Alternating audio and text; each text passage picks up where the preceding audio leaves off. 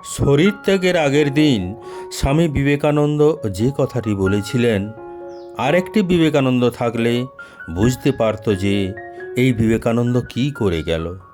এটা যথার্থই সত্যি কথা। জহুরি জহর চেনেন, একমাত্র শ্রীরামকৃষ্ণই চিনেছিলেন ঠিক ঠিক স্বামীজিকে।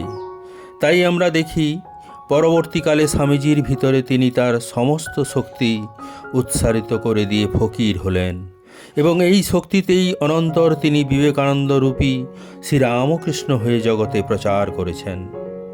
একবার আমেরিকায় এক বক্তৃতায় অনুভূতির চরম তত্ত্ব বোঝাতে গিয়ে স্বামীজি বুকে হাত দিয়ে সজোরে বলেছিলেন, আই এম গড। জীবনের শেষ প্রান্তে ক্যালিফোর্নিয়াতে এক পাশ্চাত্য নারীকে স্বামীজি বলেন, আমার মৃত্যুর 10 বছরের মধ্যেই আমি ভগবান রূপে পূজিত হব।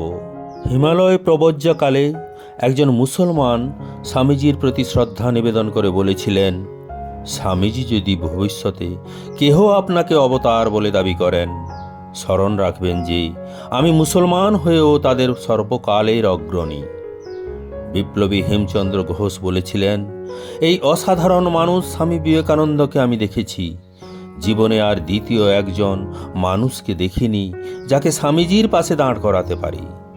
বিবেকানন্দ আমার চোখে পৃথিবীর সর্বকালের ইতিহাসে একটি পূর্ণাঙ্গ মানুষ।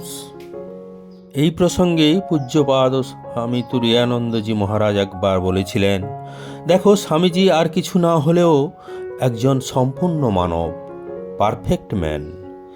এইরূপ পূর্ণাঙ্গ মানবের ধারণাই যদি না করা যায়, তাহলে ভগবানের ধারণা আমাদের ঠিক ঠিক হয় না।